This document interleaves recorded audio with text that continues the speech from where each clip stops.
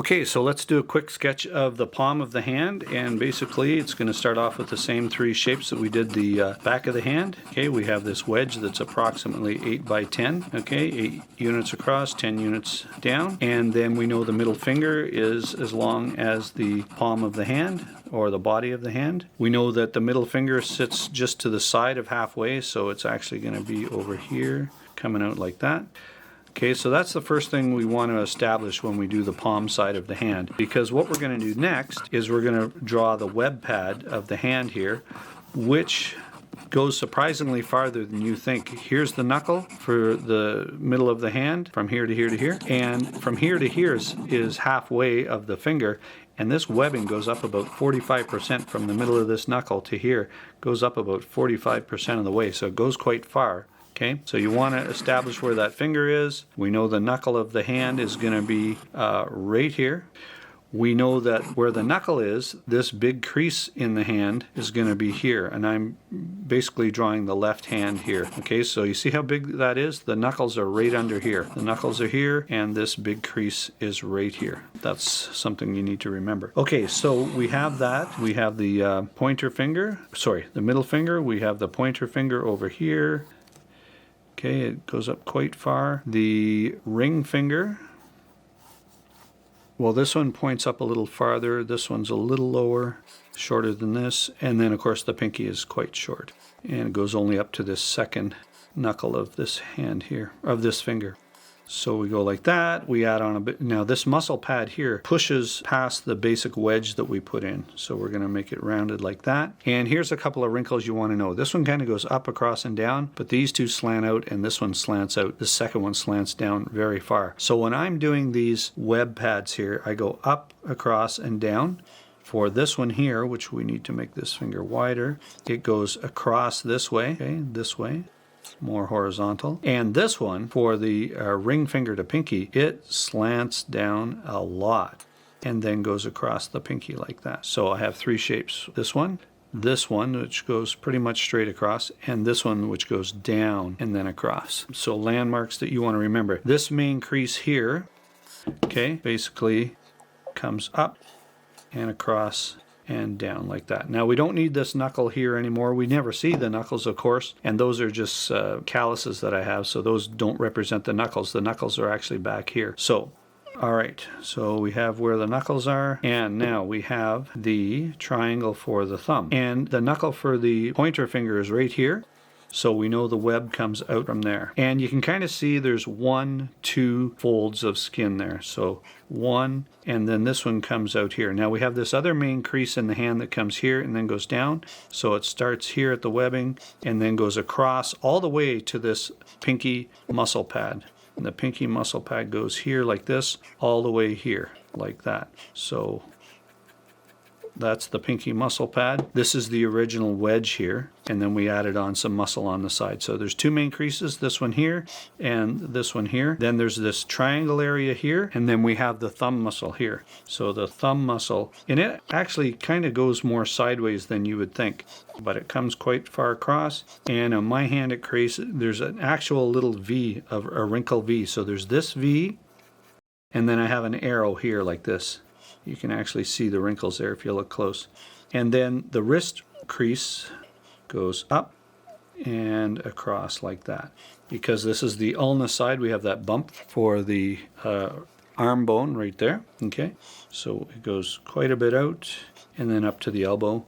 And here there is a bit of a bump here, but not as noticeable, and then it goes up to the elbow. This ulna sticks out a lot. Okay, the thumb, remember we go from the middle of the knuckle to the end of the middle finger, and that's how long the thumb is. Okay, now doing the thumb on this side is a little bit weird because the 45-degree angle, we barely see any of the knuckle. The thumb is actually bent on a slope this way.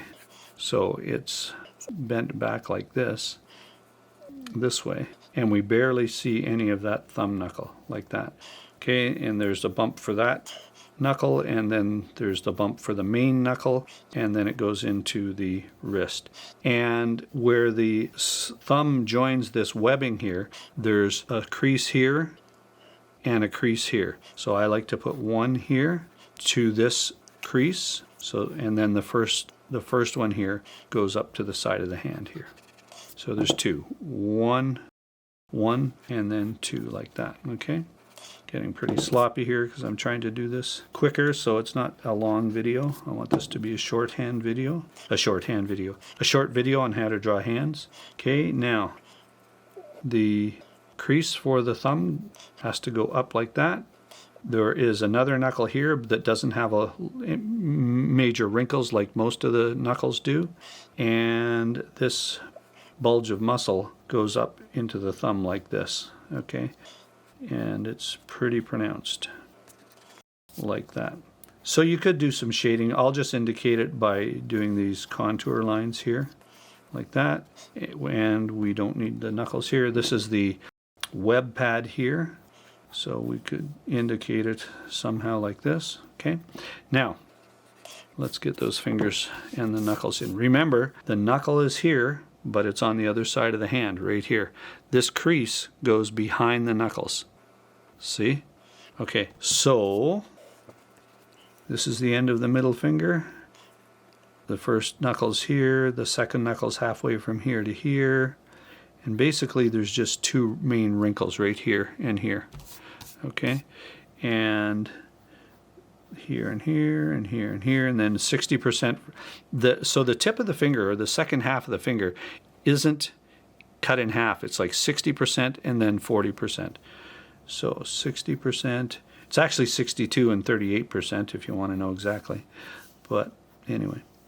Okay, same deal as the back of the hand. The fingers get wider around the knuckles, and then they go back in, and then they get wider.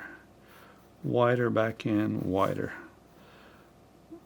Wider around the knuckle, wider around the knuckle. Now, I didn't draw my hand like this. I drew it like this. Just remember that.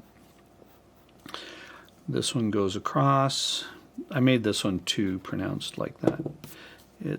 I just wanted you to kind of understand the shape. So like that. Okay. Out, in, out. And this one does go down and then across. See how it goes down and then across?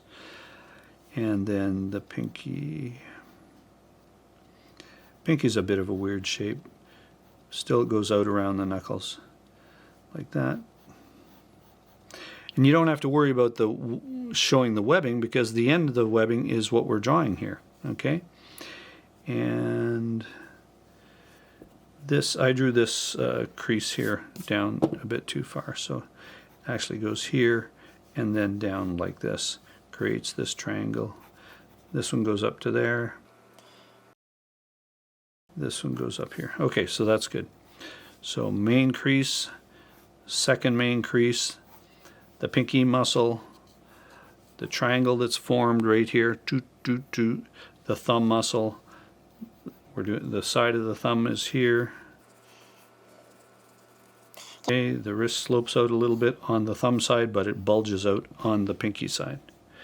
And basically, that's it. That's how to draw the palm side of the hand.